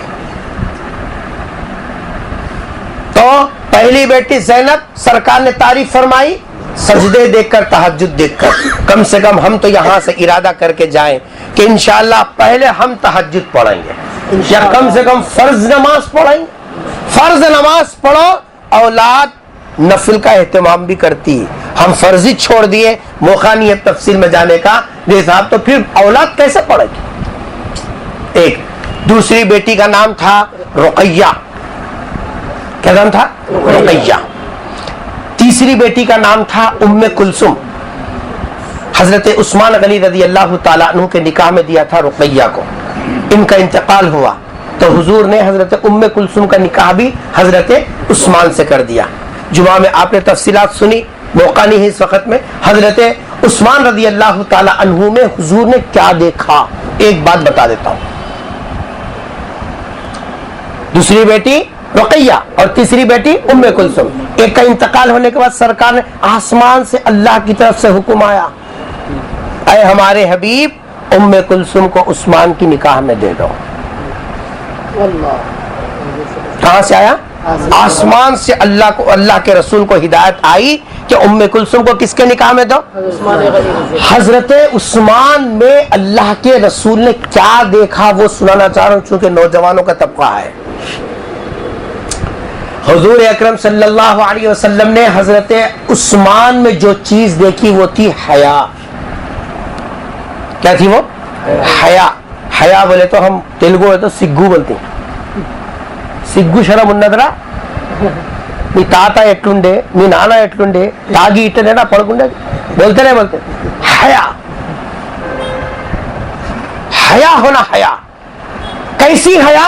सरकार घर में बैठे हुए हैं, ये पिंडली के ऊपर से जी सब लुंगी हटी हुई है। हजरत अबू बकर आए, सरकार ने फरमा पैर ऐसी है, पिंडली पे से लुंगी हटी हुई है, पैर ऐसा लंबा है। सरकार ने फरमा आओ अबू बकर बैठो, सलाम करे, बैठ गए। थोड़ी देर के बाद हजरत उमर आए, पिंडली पे कपड़ा वैसे छटा हुआ है, सरकार को सलाम किया, फरमा उमर यहाँ बैठ जा। थोड़ी देर गुजरी थी, दरवाजे पर आवाज हुई, पूछे कौन? कहा उस्मान बिन अफ़्फ़ान। सरकार पैर खरीब कर लेके, कपड़ा पूरा सीधा कर लेके, उसके बाद फरमाए आई उस्मान तशरीफ लाई। मजलिस खत्म हो गई, सरकार से पूछा घर वालों ने, अबू बकर आए, पैरा जैसे कि वैसी लंबे कर को, कपड़ा हटा हुआ है तो वैसी से रखो, आओ बोले। उमर आए, पैरा वैसी से रख के, कपड़ा जैसा का वैसी था, आओ बोले। उस्मान आए तो आओ नहीं बोले, पहले खुद सीधे हो गए, कपड़ा सीधा कर लिया, पैर करीब कर लिए, उसके बाद आओ बोले। फर्क क्यों? क्या जवाब दिया साहब? विशाखापट्टनम के नौजवानों सुनो जरा, क्या जवाब दिया। हदीस में ये मजा है, हमने तो सीरणों में मजा देखा, नावलों में मजा देखा, कल अल्लाह के रसूल के सामने क्या चेहरा लेकर जाएंगे। हम दुनिया वालों के जैसा नहीं है, हमें बहुत बड़े पैगंबर के उम्मती हैं, हमारी जिम्मेदारियां कुछ और हैं। सरकार ने इरशाद फरमाया, मैं उस आदमी से क्यों हया न करूं जिससे फरिश्ते हया करते हैं। मैं उस आदमी से क्यों हया न करूं जिस आदमी से फरिश्ते हया करते हैं। इसलिए हया का तकाजा ये हुआ, चूंकि मेरा कपड़ा पिंडली पे से हटा हुआ था, मेरे को पसंद नहीं आया, फरिश्ते उस्मान से हया करते हैं, इसलिए मैं अपना कपड़ा दुरुस्त करके उस्मान को मैंने आने दिया। सरकार ने उस्मान के अंदर हया देखी थी, हया देखकर हजरत उस्मान को, ये सब अल्लाह की सिफारिश हुई, उस्मान को एक बेटी दी, इंतकाल हुआ, दूसरी बेटी दी इंजी साहब। उसके बाद हजरत फातिमा का निकाह हजरत अली से हो गया था, कोई बेटी नहीं। ये दूसरी बेटी उम्मे कुलसुम का भी जी साहब इंतकाल हो गया। सरकार फरमाने लगे, अगर मेरी 40 बेटियां भी होती ना उस्मान, एक के बाद तेरे को दे देता, एक के बाद तेरे को दे देता। किस लिए? हया जो उस्मान के अंदर देखी थी सरकार ने। आज दामाद को तलाश करने जा रहे तो है सो घर किसके नाम पे है, बा प्रॉपर्टी किसके नाम पे है, कागजा कहाँ है, महीने कितना कमाता, तो चाचा कहाँ रहती, बड़े भाई कहाँ रहते, दम्मा में महीने भेजते नहीं भेजते, ये सब पूछता, मगर की उन्हें कपड़े कैसे पहनता है, कैसे सोसाइटी में रहता, रात में 2 बजे तक को से दोस्तों के साथ फिरता। कभी तो भी दामाद बनाने से पहले ये देखी, नौजवान तेरी जवानी को सलाम, देख उस्मान गनी रज़ी अल्लाह ताला अन्हु को हया की वजह से पूरी दुनिया जब से बनी कयामत तक ये शर्फ सिवाय उस्मान को किसी को नहीं मिला कि नबी की 2 बेटियां एक आदमी के निकाह में, दुनिया जब से बनी, जब से लेकर आज तक किसी को नहीं। किस वजह से? हया की वजह। आज हमारे बच्चे वो लंबी चड्डियां फिल्में एक्टरों को देखे ना, शाहरुख खान पहने, आमिर खान पहने, बोल को ये चड्डियां पहले फिरते हैं, शर्म है रे तेरे को? घर में तेरी बड़ी बहन सामने से जाती है, अम्मा घर में है, ये साहब बेटियां, जवान बेटियां घर में है, शर्म नहीं आती तेरे को? बाबा घास खाता, नहीं बोल सकता बेटे को, अरे घर में जवान बहना है रे, कैसा फिरता, नहीं बोल सकता, बोले तो क्या करता कि क्या नहीं की। ईमान किसका नाम है?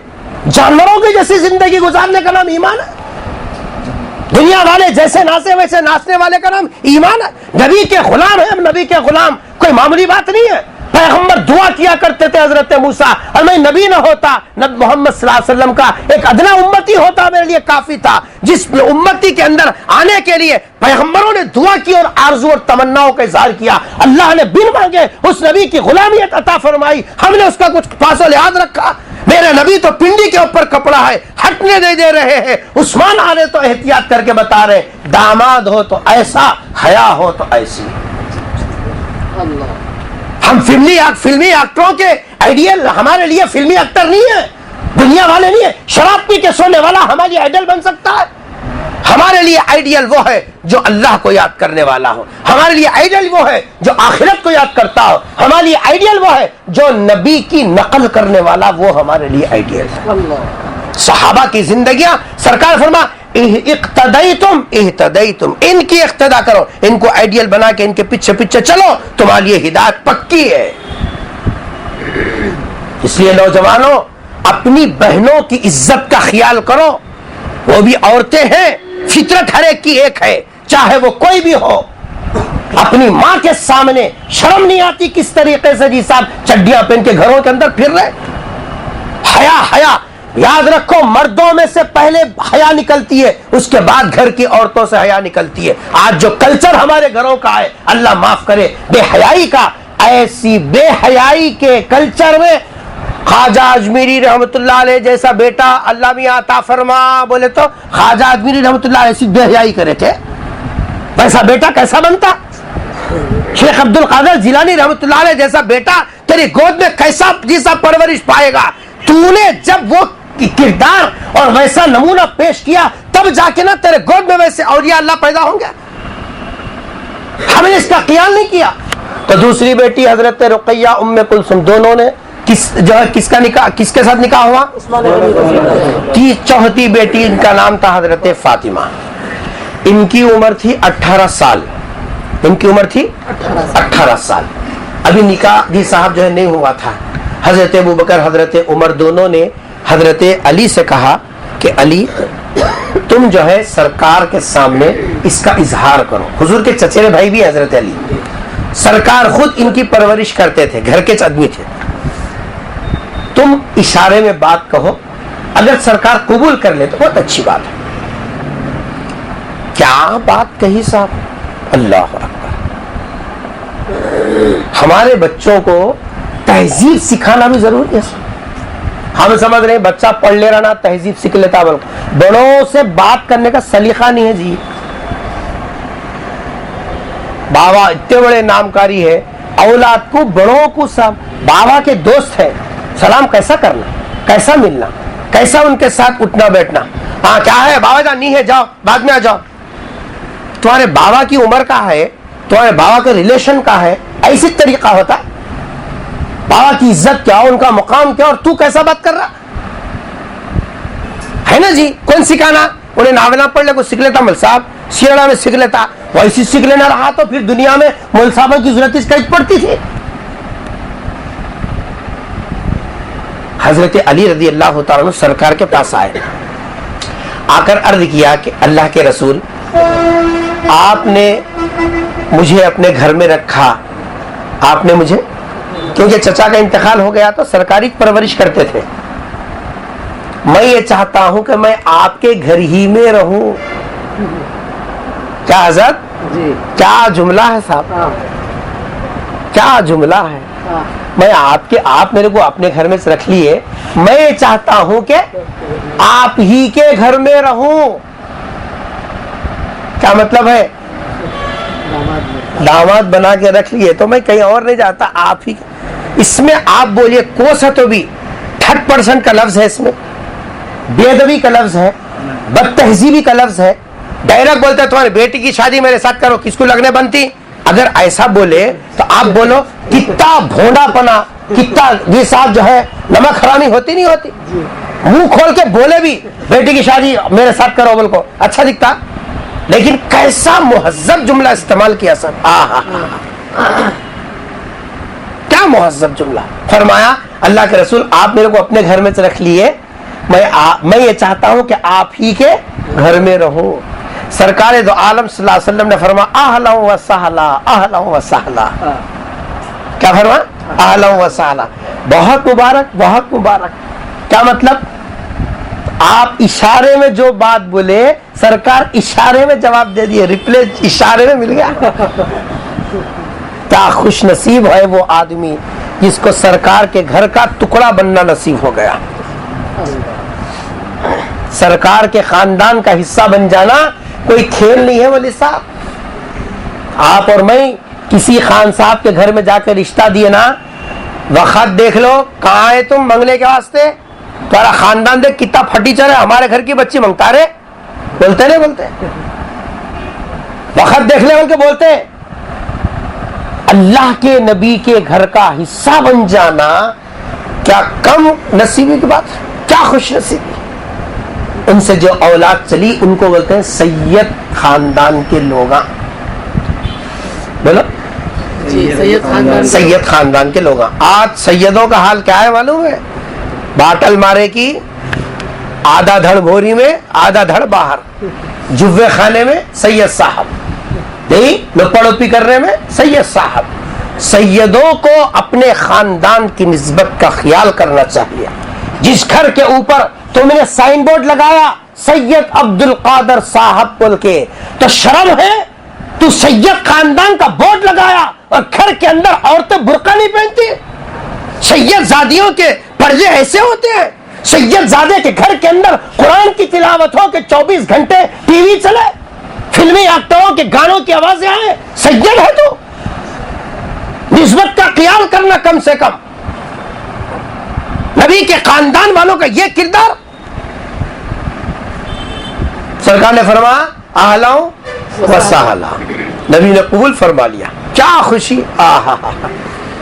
हजरत फातिमा की उम्र थी 18 साल। नबी ने अपने दोस्तों को बुला भेजा। हजरत बिलाल से कहा बिलाल जाके जो है खास खास साथियों को बुला के लाओ। तो बड़ी मुश्किल से जो हजरत सहाबा उस वक्त मदीने में थे जी, बड़ी मुश्किल से 27 या 22 सहाबे किराम आए। और एक बात जी आपको बता दूं, बड़े लोगों से जो रिश्ते तय होते ना मौलवी साहब, उसमें जो खैर बरकत है ना, अपने में आप इंगेजमेंट कर लेने से वो रिश्तों में बरकत नहीं है। बच्चों को वो सलीका भी सिखाना।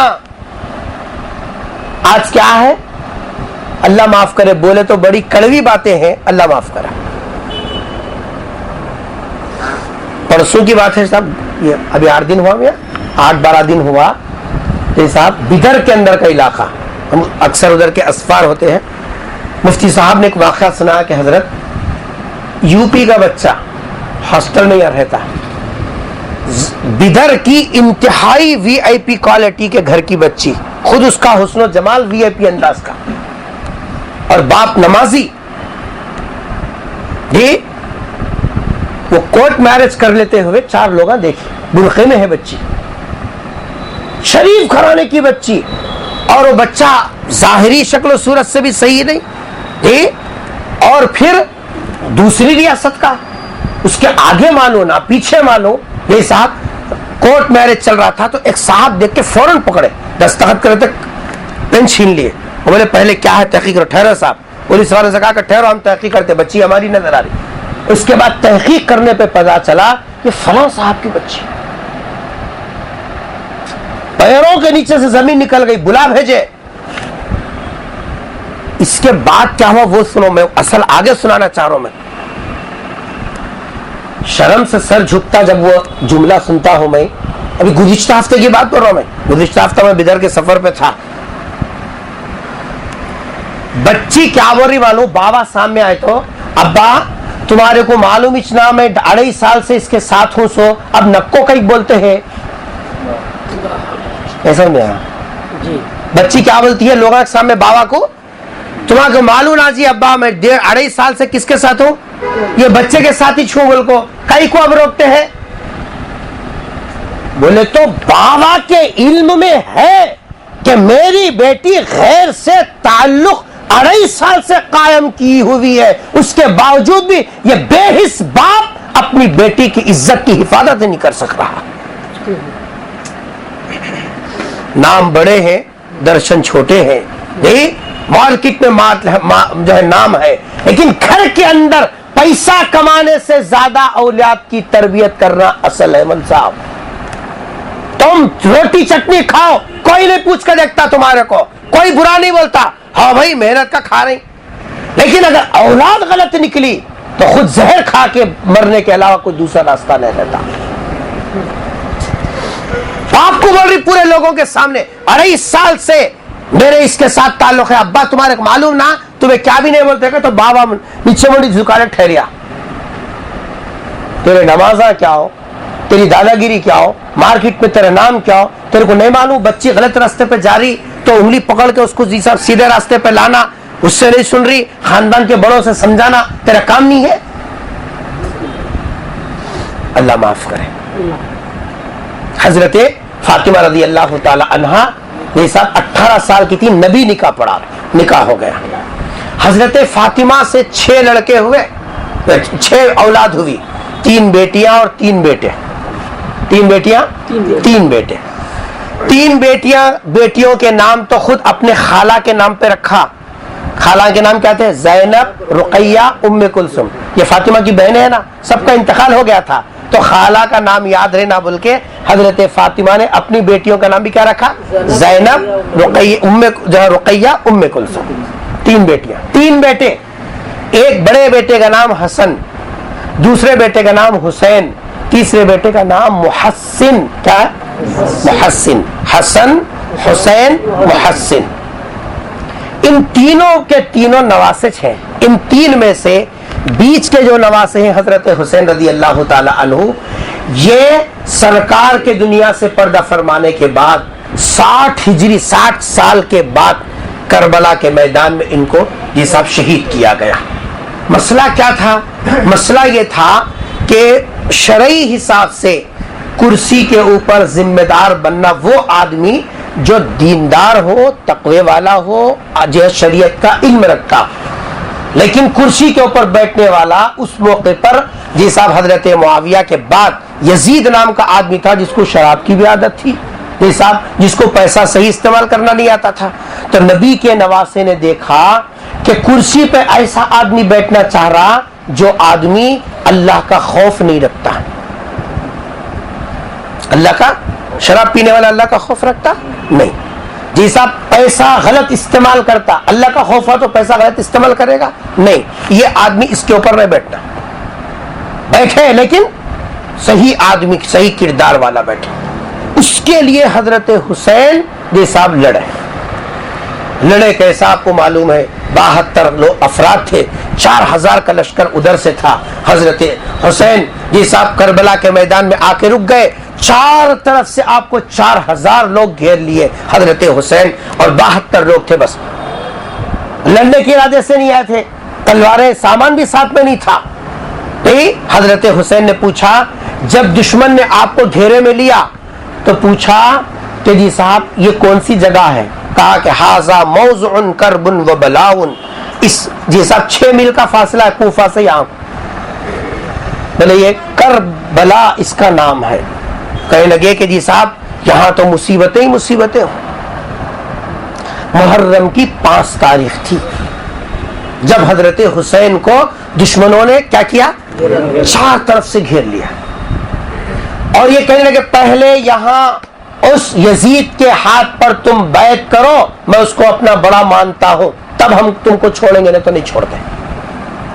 हजरत हुसैन ने कहा कि भाई मेरे को आगे जाए तो मैं खुद बड़ा रहा तो उससे बात कर लेता हूं। नहीं, 4000 5 तारीख पूरी चली गई, 6 तारीख पूरी चली गई, 2 दिन तक हजरत हुसैन को झुकाना चाहे। हजरत हुसैन न झुके न बिके, न झुके न बिके।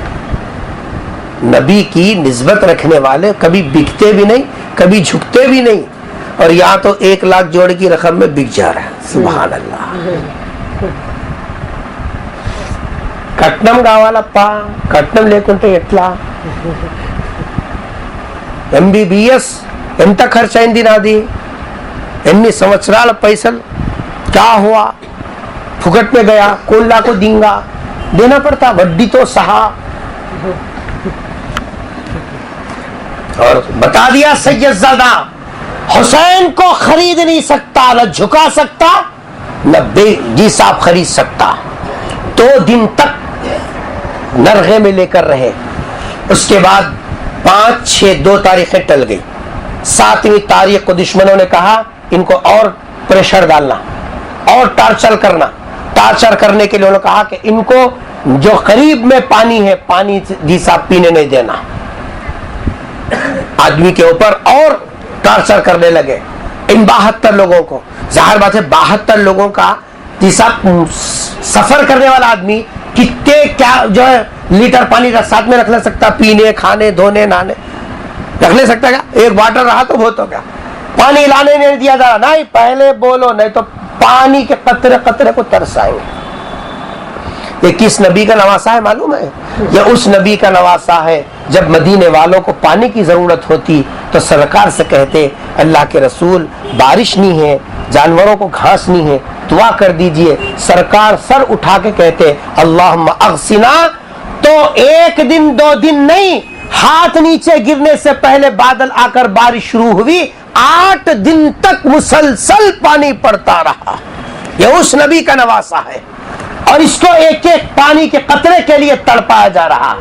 7 के दिन पानी बंद हुआ, 7 पूरा चला गया, 8 पूरा चला गया। ये सब 9 तारीख तक 3 दिन तक पानी बंद रहा। 9 की तारीख को हजरत हुसैन ने देखा कि इनका जी साहब जुल्म बढ़ रहा है, ये किसी भी तरीके से मानने के लिए तैयार नहीं, न रास्ता छोड़ने के लिए तैयार। घर वालों को जमा करके हजरत हुसैन ने कहा देखो हालात कुछ और बता रहे हैं, आज की एक रात जितनी इबादत करना हो कर लो। आज की रात जितनी इबादत करना है कर लो, कर। कल के दिन मैदान होगा और हम होंगे, हमारी किस्मत होगी। बस ऐसी मुसीबत के मौके पर भी उन लोगों को याद आया तो अल्लाह, उनको याद आया तो सजदे, उनको याद आई तो दुआ। और हमारी को कुछ भी नहीं, ठोकर लगे अभी तो कहाँ होता साहब मस्जिद को आना, जरा घुटने में दर्द है, इस वास्ते वहीं घर में पढ़ लेता हूँ।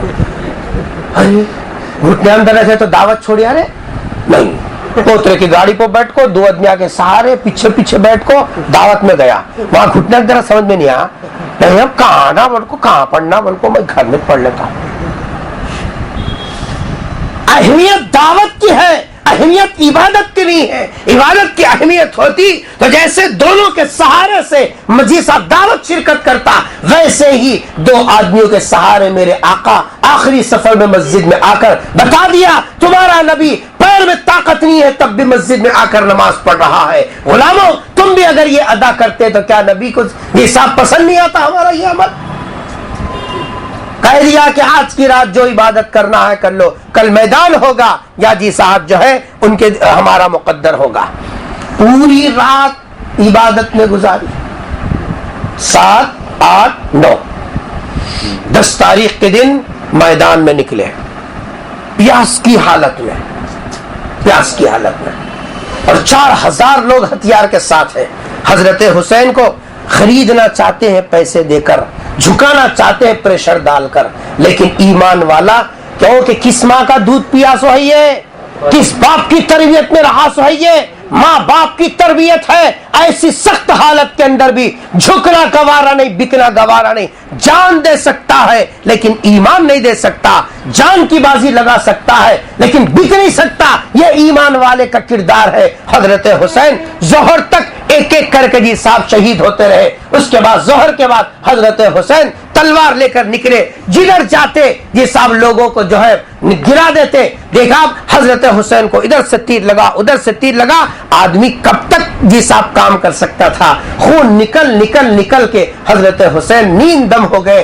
और जब गिरे हैं असर का वक्त शुरू हुआ, हजरत हुसैन ने उस मौके पर हाथ के इशारे से कहा रुको, नमाज का वक्त हुआ है। चूंकि कूफा से सिर्फ सिटी से 6 किलोमीटर दूर था ये जी साहब मैदान, रुको असर का वक्त हुआ, मैं नमाज पढ़ना चाहता हूँ। कहने लगे तुमको नमाज का भी मौका नहीं देंगे, तुम्हारा काम करो। तीर लगने लगे। हज़रत हुसैन ने कहा तुम अपना काम करो, मैं अपनी नमाज पढ़ता हूं, और नमाज की नीयत बांध ली। आज तो हम हलक तक खाकर डकार लेकर एसी में बैठ के नमाज नहीं पढ़ते। बुरा मत मानिए, अल्लाह ने औलाद को खाता पीता रखा, आंख भर के जी साहब जो है खाना दिया, इज्जत दिया, आंख भर के कपड़ा दिया, सब कुछ दिया, नमाज नहीं पढ़। और वहां तलवारों के सायों में नमाज अदा की जा रही है। हजरत हुसैन नमाज की नीयत उसी हालत में बांध ली और इशारे में सजदा करने के लिए जब झुके हैं तो जी साहब शिम्मर ने तलवार की वार से हजरत हुसैन की गर्दन उड़ाई और अलग करके तलवार की नोक में लिया और नाचा जोश में, नाचा जोश में। जी साहब तलवार की नोक पे हजरत हुसैन का सर, और जो 72 कटे थे सिर्फ 17 या जी साहब 12 लोग बचे थे, वो भी औरतें बीमार, सबके कटे। जिसको जिधर सर निकला सब दुश्मनों ने अपने नेज़ों के ऊपर सरों को लेके नाचने लगे खुशी के अंदर। आज जो अलमा है ना, सवारियां हैं नहीं, वो उसकी नकल है, उसकी नकल है। मैं आपसे सवाल कर रहा हूं विशाखापट्टनम वालों, हजरत हुसैन को 5 तारीख को घेरे में लेने वाले दोस्त थे दुश्मन थे? बोलना, अब तक मैं बोला, अब आप बोलना। दुश्मन थे। 7 तारीख को पानी बंद करने वाले दोस्त थे दुश्मन थे? दुश्मन थे। 10 तारीख को नमाज पढ़ने की हालत में सर को जिस्म से अलग किया, दोस्त थे दुश्मन थे? दुश्मन थे। आपके सर को तलवार के नेज़े पे उठाकर जी साहब नाचने वाले दोस्त थे दुश्मन थे? दुश्मन थे। 5 तारीख को नरगे में लिया, दुश्मन। 7 तारीख को पानी बंद किया, दुश्मन। 10 तारीख को सर अलग किया, दुश्मन। ये सब सर लेकर नेज़े पर रख के नाचा, दुश्मन। नाचना दुश्मनों की शान, नाच का सर काटना दुश्मनों का शेवा, ये सब खुश होना दुश्मनों का शेवा जी। और हजरत हुसैन प्यासे जान दे गए, पानी नहीं पिया। अगर हुसैन से अगर हमारा ताल्लुक है और है हुसैन से ताल्लुक हमारा, तो फिर हुसैन जोहर के वक्त में पानी पिए हैं या प्यास की हालत में है? अरे बोलो ना जी, क्योंकि आका ने फरमाया था 10 तारीख को रोजा रखना। मैदान करबला के अंदर भी हुसैन और हुसैन के साथी रोजा रखे हुए, एक दिन का नहीं 3 दिन से प्यासे हैं। रोजा रख के दुनिया वालों को बता दिया नबी का शेवा रोजा, सहाबा का शेवा रोजा, हुसैन का किरदार रोजा, हुसैन के साथियों का शेवा रोजा। ये रोजे से रहे और हम हुसैन का नाम लेने वाले उस दिन शरबत बना के जी साहब शरबत पीते रहे। शरबत पीना तो दुश्मनों का काम था, नाचना तो दुश्मनों का काम था, पानी बंद करना तो दुश्मनों का काम था। परेशानी शुरू हुई 5 को। आज हमारी औरतें 5 की ईद मना रहे। पीरला पंडगा वच्चिंदप्पा याला 5 तारीखु 5 तारीख पंडगा, 5 तारीख को हजरत हुसैन परेशानी में आए, हम लोग आज चुन्ना डाल के ईद मना रहे हैं। ईद माने खुशी, खूब जो है मिठा बना रहे। 7 तारीख को पानी बंद हुआ। पानी बंद हुआ तो मोहब्बत का तकाजा क्या था? मेरा दोस्त खाना नहीं खा रहा, मैं कैसा खाना रे, उन्हें मैं दोनों मिलकर खाते थे। दोस्ती का तकाजा खाना छोड़ देना था। हुसैन प्यासे हैं और हम 7वीं की ईद मना रहे हैं। जैसा 10 को शहीद हुए, 10 के दिन ईद मना रहे। आप बोलिए, जो किरदार, जो जी साहब जो अदाएं दुश्मनों की थी, आज हम घरों के अंदर कर रहे हैं और समझ रहे कि हम मुहर्रम का हक अदा कर रहे हैं। अल्लाह के बंदो, हकीकत ही होती है। कुछ तो समझो, इस्लाम की तारीख पढ़ो, नौजवानों को हयातुस सहाबा पढ़ाओ, औरतों को सहाबियात की तालीम दो, इनको बताओ सहाबा का कल्चर क्या था, उनकी तहजीब क्या थी, उनके सुबह शाम क्या थे, किस तरीके से वो अल्लाह के रसूल की अदाओं पर मर मिटने वाले थे। अगर हमने ये काम किया तो हकीकत में हजरत हुसैन के किरदार को जी साहब हमने जिंदा किया। और अगर हमने नमाज छोड़ा, देखो ये जो सवारियां हैं, इन सवारियों के ताल्लुक से फिर किसी मौके पे हम बोलेंगे, अब वक्त नहीं है। लेकिन आप इतना समझो, क्या ये सवारियां उठाने वाले जोहर की अज़ा हो रही है, छोड़ के नमाज को आ रहे, असर का वक्त हो रहा नमाज को आ रहे, मगरिब का वक्त हो रहा नमाज को आ रहे, इशा का वक्त हो रहा नमाज को आ रहे। नमाज पढ़ना तो हुसैन की अदा है और नमाज छोड़ना तो दुश्मनों का शेवा रहा है। बस इतनी गुजारिशात थी जो मैंने अमानत समझ के आपके सामने रख दी। और मैं खुलासे के तौर पे बताता हूँ कि मुहर्रम की एक फजीलत है, एक मुहर्रम की हुर्मत है, अल्लाह ने इसको अदब का महीना करार दिया, मनहूस महीना नहीं है, कड़वा महीना नहीं है। दूसरे, इसकी जी साहब जो है फजीलत सरकार ने रोजा रखने शुक्रिया के तौर पर जी साहब बताया, इसलिए इसका शुक्रिया अदा करना रोजा रख के। और तीसरा, हुजूर ने बेटियों को बोसा दिया है, बेटियों को ये साहब बुरी नजर से मत देखो, ये अल्लाह की रहमत है, बेटी को जितना मुकाम देना चाहिए उतना दो। ठीक, और नौजवानों से गुजारिश मैंने की, बाहया बनो, हमारी औरतें बाहया होंगी, हमारी औलाद बाहया होंगी, बेहया मत बनो, बेहयाई मुसलमान को ज़ेबा नहीं देती। और पांचवी बात मैंने कही कि हजरत हुसैन ये साहब बिके नहीं है, झुके नहीं है, हक के खातिर डट गए, जान दे दी, लेकिन कभी सौदा नहीं किया। हम ईमान वाले हैं, कुर्सी के खातिर पैसों के खातिर बिक जाना मुसलमानों का शेवा नहीं है। दुआ करता हूँ अल्लाह तबारक व तआला से कि ऐ अल्लाह जो कुछ कहा गया हम सबको अमल की तौफीक नसीब फरमा दे। ऐ अल्लाह हम गुनहगार हैं मौला, हमारे सर के बाल से लेकर पैर के नाखून तक हर एक तेरी नाफरमानी में डूबा हुआ है, लेकिन अल्लाह आप 70 माओं से ज्यादा मोहब्बत रखने वाले हैं। ऐ अल्लाह हमारी हालतों पर रहम फरमा दीजिए, ऐ अल्लाह हमारी हालतों पर रहम फरमा दीजिए। ऐ अल्लाह जितने लोग यहाँ कारोबार छोड़ के आए हैं, ऐ अल्लाह तकलीफ के बावजूद भी हाजिर हुए हैं, ऐ अल्लाह इनके आने को कबूल फरमा लीजिए, ऐ अल्लाह इनके आने को कबूल फरमा लीजिए। ऐ अल्लाह जितने यहाँ बैठे हुए हैं सबके कारोबार में बरकत अता फरमा, ऐ अल्लाह सबकी औलाद को आंखों की ठंडक बना, ऐ अल्लाह सबको घरों में ज़हनी सुकून अता फरमा। ऐ अल्लाह सबको तेरा ऐ अल्लाह अपने दर का भिखारी बना ले। ऐ अल्लाह तेरे नबी की शफात हम सबको नसीब फरमा दे। ऐ अल्लाह नबी की शफात नसीब फरमा दे, नबी के आल औलाद से मोहब्बत करने वाला बना। ऐ अल्लाह खराफात से बिदआत से हमारी हिफाजत फरमा दे, नबी के खानदान की निस्बत का पास लिहाज करने की तौफीक नसीब फरमा। ऐ अल्लाह जो कुछ कहा गया तेरे हुक्म से कहा गया, ऐ अल्लाह कहने वाला भी मोहताज है मौला, सुनने वाली भी मोहताज है मौला, सबको अमल की तौफीक अता फरमा दीजिए, सबको अमल की तौफीक अता फरमा दीजिए। ऐ अल्लाह कलमे वाली मौत नसीब फरमा, हादिसात की मौत से, अचानक मौत से, ऐ अल्लाह जलने वाली मौत से हमारी हिफाजत फरमा दीजिए। ऐ अल्लाह जितने हमारे बड़े गुजर चुके हैं, ऐ अल्लाह सबको करवट करवट जन्नत नसीब फरमा। ऐ अल्लाह सबको करवट करवट जन्नत नसीब फरमा। ऐ अल्लाह सबको जन्नत में आला मुकाम नसीब फरमा। ऐ अल्लाह जितने बच्चे हैं अल्लाह सबको बाहया बना दे मौला। ऐ अल्लाह हमारे घरों में बेहयाई को दूर फरमा दीजिए। ऐ अल्लाह दीन की मेहनतों को आम फरमाइए, हिदायत की फिजाओं को आम फरमाइए। अल्लाह सरकार की सुन्नतों का आशिक बनाइए, नबी करीम सल्लल्लाहु अलैहि वसल्लम की शफाअत से महरूम न फरमाइए। ऐ अल्लाह जैसे तैसे हैं अल्लाह तेरे हबीब के गुलाम ही मौला। ऐ अल्लाह हमारी आमाल के बजाय अल्लाह निस्बत का लिहाज फरमा दीजिए।